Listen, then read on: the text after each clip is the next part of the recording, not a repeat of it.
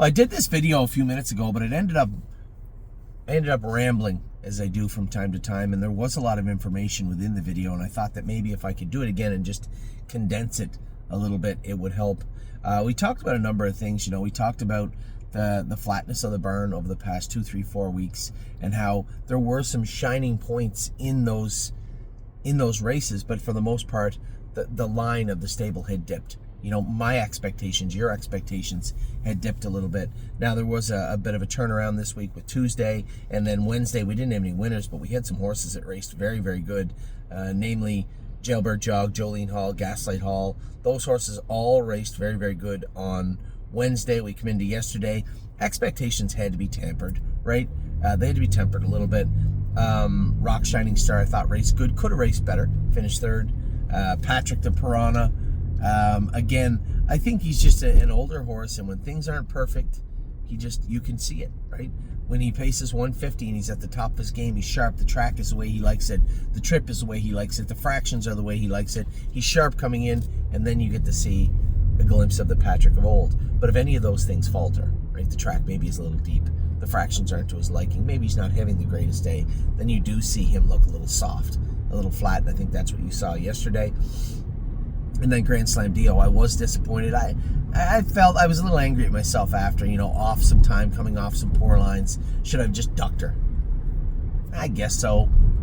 But I just thought if I could control the first part of the race, it would make up for the shortness. There's a filly that trotted in 55 at the Meadows, didn't do as well in the state of Kentucky, came back to the Meadows, has been poor for 2 months now. If I just put her in a familiar setting and put her in a place to do well, maybe she'd be able to eke it out. She probably could have, only for the fact that she was full of mucus, and I can't really judge her on that. Now, I couldn't make it for Diosa Della Danza, so I didn't go down, and quite frankly, I thought that Kane, she had the 2-hole, all she'd do is follow the horse in front of her, and when I saw her make the break, I almost blew a gasket because I thought she'd jump something. And how wouldn't I think that? She's done it a million times before. I reported it right after the race to one of our clients and said, looks like she jumped something. I can't really say what. She's raced at Scioto before with no issues. She really hasn't done anything wrong as far as making breaks like that for quite a while. So I was taken a little bit aback. Even knowing her history, I was taken aback a little bit that she did it, and then found out after that, no, that wasn't the case. She grabbed a shoe. Now, when you hear somebody say grab a shoe, what happens is you get 4 shoes on the horse's feet. Front feet, you'll have the back foot come up almost cross-firing and grab the corner of the shoe.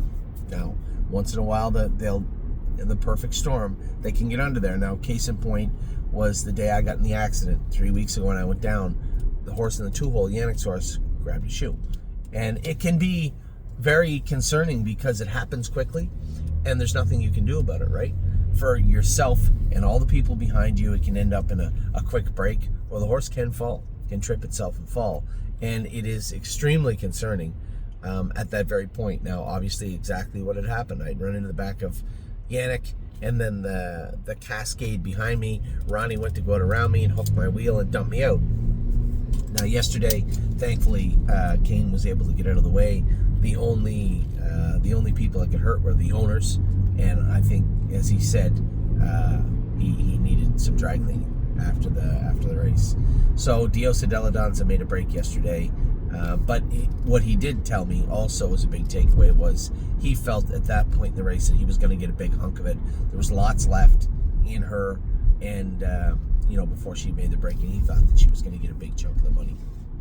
We don't know that because we didn't get a chance to see that through, but that was his take on the race. Now, with Aunt Lily, and this was part of the rambling I get into, I talked about, every day, I'll get emails today from people saying, again, the flat race from Lily, what is wrong with this filly? Well, here's the reality of the situation. The reality of horse racing is Aunt Lily was as good in August of 2024 as she is right now. In fact, she might have been better in 2024 than she is right now. And the reason you would say, well, she was clearly better because she was racing against 2-year-olds, not 3-year-olds. And I've had people say this to me all the time. Anthony, it just seems like our horses a lot of the time don't come back as good, right? They don't mature. They don't get better. And that's looked upon by some people as a negative thing. The way I see that is very simple. They were as good as in August as their 2-year-old year as they'll ever be. I know you may not like this, but that's not a bad thing. It's really hard to gauge what a horse should be as a sophomore when they're every bit as good as they're ever going to be as a rookie. But I would think that that's a job well done by the people that had them at 2. And you're going to have people that say, no, I just don't think they come back good. Well, that's cool. You can just do me one favor. Look through that lens that you're using on us and use it on every other stable in North America with every other 2-year-old they had. And then report back to me, if you don't mind, if you have a couple minutes, report back to me and tell me how that looked. It's the exact same everywhere. That is the nature of horses and horse racing. So that is a very condensed statement from what I had made in the other one. I expanded quite a bit on that. I believe I rambled a little bit. It was unnecessary. And I believe what I just said is a much more productive use of my time and yours, to be honest. My biggest thing from the past video was trying to explain the 2-year-olds. Now, we turned a bunch of 2-year-olds out, and I thought that was the way that racing was going, at least this year. That made the most sense. And let me explain why. Uh-oh, need that. So, I drove a nice little horse yesterday for Tim. It's his own horse. Lord Strange is his name. Lord Strange pays 54 and a piece, raced good, raced his heart out right to the wire, and finished 6th. And you might say to yourself, well, Anthony, that's just the way things are. You're right, 100%. That's just the way things are.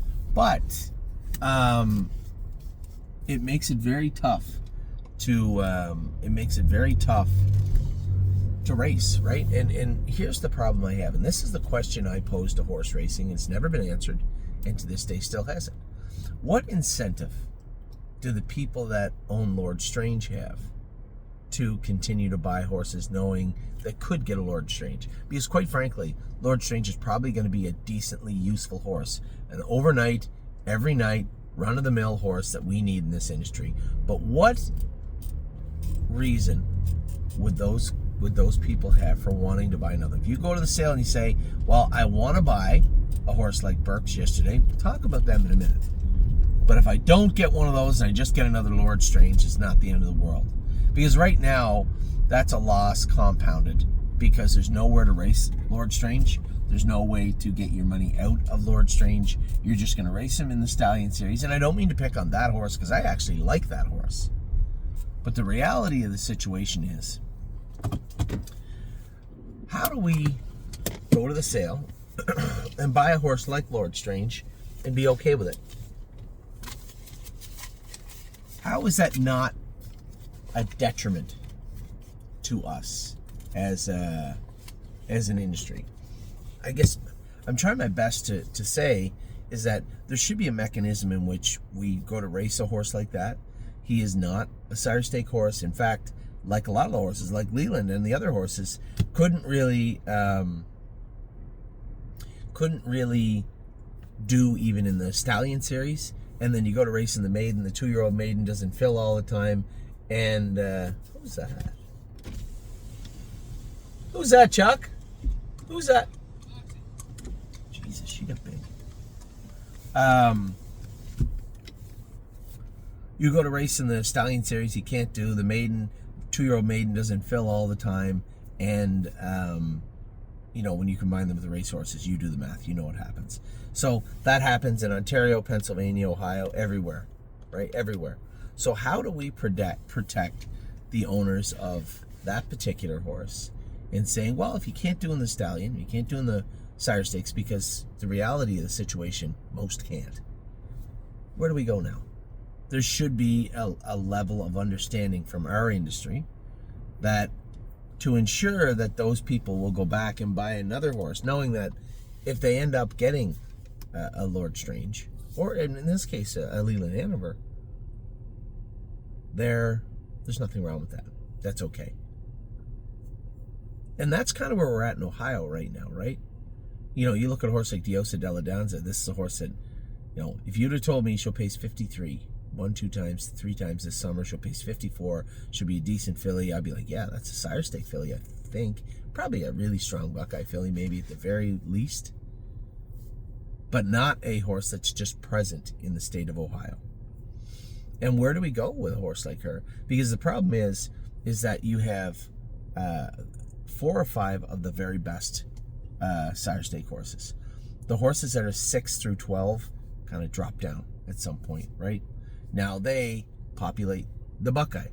Now the Buckeye is destabilized, and the bottom 20 of the Buckeye, because now you have 40 in there, the bottom 20 don't have anywhere to race. Some go to the fairs, but now because they're at the fairs with all the fair horses, you have 5 divisions, 4 divisions, 3 divisions, and they don't go for as much. You have to look at the book and hope that you enter where no one else is. And for the other horses, you have nowhere to race.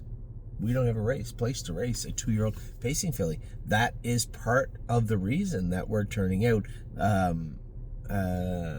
Capistrano Knights.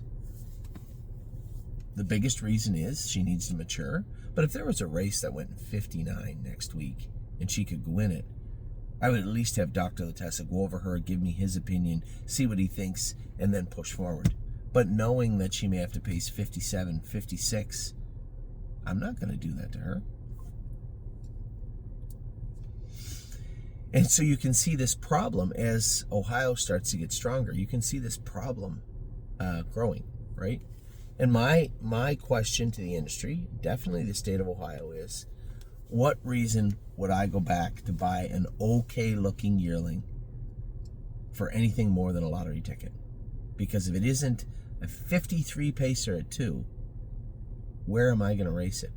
And how am I going to accumulate any money throughout the summer that would make me want to go back in and buy another horse?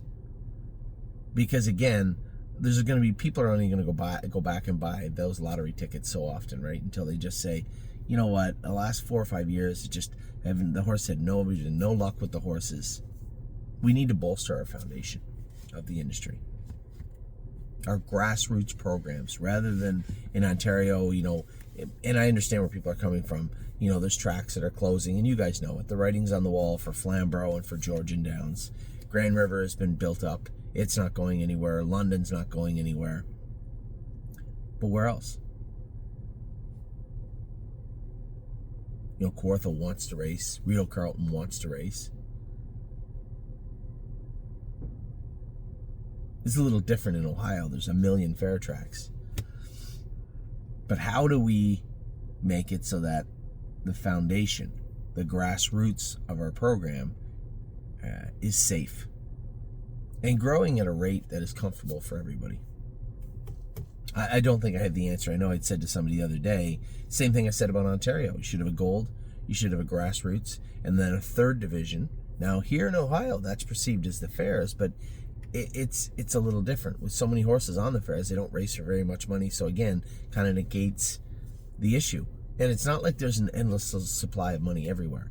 But what I would like to have is an overnight slash stake program that is a claimer. That's the only way to keep it consistent. You can't have people dropping in out of the sires or the Buckeyes, dropping into that overnight race. There used to be one, I talked about it yesterday, in Grand River called the 10G series.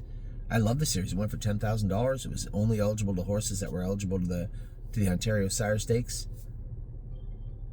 It ran in close proximity of the grassroots, so you didn't get people double dipping, but you wouldn't have to if you just tagged them. Put a $20,000 claiming price on the horses. Go for $10,000 or $12,000. Put it in conjunction with the overnight classes so that the track is putting some of the money in, and the Sire Stakes is maybe putting a little bit of money in also. And it gives everybody an opportunity to race their horses in a really, one, purchase in a confident way, and 2, race their horses in a consistent manner. So that would be my take on any one of the jurisdictions that you see. Now, yesterday, you want to know how tough it is, right? I just talked about Lord Strange, pace 54, finished 6th. The reason the Stallion Series is so tough, well, 1, all the horses go fast in Pennsylvania, but then you look to the top division, there's 2 of those, the Sire Stake divisions. The one race went in 150, which would have broke the track record. The other race went in 49-2, 2-year-old pacing colt. which broke the world record. So you broke the track record in one and the world record in the other. Well, obviously track and world record in the other. That's not true. I think they said Fulton was 49-4. Sorry, just one race went in 50. The horse looked really good. In fact, the horse that went in 50 might look like the best horse in the world, and one of the best horses I've seen in quite a while. And oddly enough, both horses were Ron Burke's, and he finished second or third in the other division also after making a break leaving. And people say, well, it's just Ron Burke's taking over. This has been a systematic growth for quite a while, even for the Burke Brigade. The way that they did it is unbelievable. They bought this incredible group of broodmares, this broodmare band that they've created, those are homebreds too. And then you look at, Sweet Lou, right? And then they also have Lou Print, who's there. And then they also have this freak that just won, either one of them that won it too yesterday. They're building a dynasty. I mean, they've already built a dynasty, and it's going to be very, very difficult to knock them off when they have top flight mares, top flight stallions, and Ronnie training their horses. It makes it very difficult to beat them. But they're beatable. They haven't been on fire as much in Ohio this season outside the 3-year-old. I think the 2-year-old pacing ranks. I know the trotters, they had a little bit of difficulty, as we did also 2 weeks ago. And I guess it feels like it's a little more wide open here in Ohio right now. But again, with TCI coming here and a lot of their good mares being bred to them, you may see the very same thing happen here in Ohio. So anyway, I tried to get away from rambling. I think the last video was 16 minutes. This one's going on 17 now. A lot to say about nothing, I guess, on a Friday morning. My 2 cents on staking, my 2 cents on the way the jurisdictions go, as far as our horses are, explaining how our horses are, and how I perceive them. We have Highest Honors going tonight. I'll run down and go with him. He raced at 742. He's got the outside. I'm going to duck him, take him in the back, try and run him through the inside and get some money. That would be best case scenario for our boy Highest Honors. And then Saturday kicks off 2 of the more anticipated races, outside of Kentucky anyway, for us right now. Our Time Is On My Side racing in the Send It In on Saturday evening. And Perfect Thought racing at 9 to 5 for the final of, New Jersey Development Fund, I think, on Saturday evening also at the Meadowlands. Now, I will leave you with this.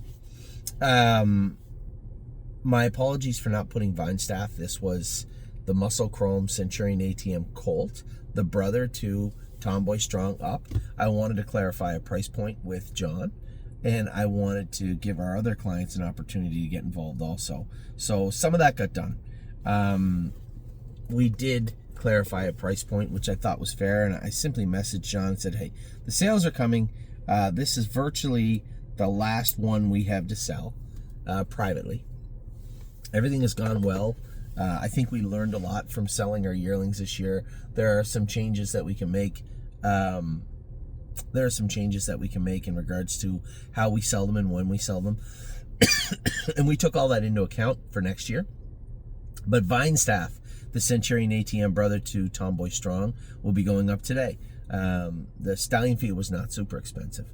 So I think, as I said to John, I want to make sure that our clients get involved. There's a lot of clients out there looking for value, right? Looking for the best way to get involved in 2026 without spending a ton of money. And I wanted to make sure that this colt was one of those options that they had. So we are going to be putting Vinestaff up at 10 a.m. this morning, and he is going to be going up for $170 Canadian per share. You're not going to find a horse that we purchased, likely. This is right along Rico Tubbs's line. You're not going to find a horse that we have shares offered in much lower. I don't think there will be any, but definitely not much lower than what you're going to get for Vinestaff. This is a yearling, Ohio-bred, trotting colt. I can tell you he is not dual eligible. He stayed in the state of Ohio. He will be coming here in October, on October 1st, October 1st-ish, the same as all the rest of them. We have a number of horses returning from the field. We have a number of babies coming in from the Ohio sales, and Lexington will be in mid-flight. There will be a lot going on in that burn around that date. But our 8 homebreds will be coming in and start going, and one of them will be Vinestaff. So Vinestaff shares, I know we have a lot of them. People had wanted, I think there's 40 or 45 of them that are going to be going up at 10:30 in the morning. And for those of you out there, I don't say anything about it because my job is to sell the shares of the horses. But for those of you out there that buy the shares up and then sell them hours later, I'll leave it as is for now, because our job is to ensure our horses get sold, and if the secondary market is strong also thereafter, I don't have a problem with it. I think there's a number of ways to combat that and look into that, but truth be told, my job is to make sure that we get the horses into the barn and paid for first and foremost. So I am watching, but at the same time, I do want to make sure that we get our horses into the barn. So you have 45 shares, all of you, 40 or 45 shares, all of you at 10 a.m. Of Vinestaff. And obviously, I know I pulled up, I was happy because the only Centurion ATM I saw was Neuromancer, not a real big group to judge from. And Aaron Merriman beat me with, I had Gaslight Hall, and the horse that he won the race with, earplugs in, looked good, pull up, and he goes, I'll tell you one thing, this is the sweetest little horse. He said, do you have any of these? I said, any of what? He said, the Centurion ATMs? I said, I've one. He just was very immature and we had to give him time. And he goes, I'll tell you one thing, this is the sweetest little horse. I said, actually, now that you say it, we have a yearling coming in. I said, that pretty white-faced filly with all the chrome on her. She is, her brother is a Centurion ATM, and he's coming in. He goes, I'll tell you one thing, I wouldn't hesitate to buy any of these. What a nice horse this is. Every time you just run into a horse, you guys will hear me talk about horses the same way. As a driver, when you sit behind a horse, and one, you know they try as hard as they can, and two, they're just handy and slick to drive. It's just a real treat to drive horses like that. And I could tell that's the type of horse that horse is. Now, I can't speak for Centurion ATM, but it was nice to see one of those horses do well the other night also, albeit in an overnight race. So a little bit of blabbering this morning. I talked about our horses, how they finished, my thoughts on them. I talked about what's coming up over the next day, 2 days, 3 days. We got a lot going on, a lot of stake races happening, a lot of horses racing. You know what? More importantly, and most importantly, it feels like we're coming out of that fog, right, that we were in for 2, 3, 4 weeks. And you could see how it was waning on me and how it bothered me and how it was kind of beating me down a little bit. But that's racing. I tell you that all the time. That's racing. But it does feel like things are coming back together now. And I'd love nothing more than to race very, very well this weekend. 2 in particular.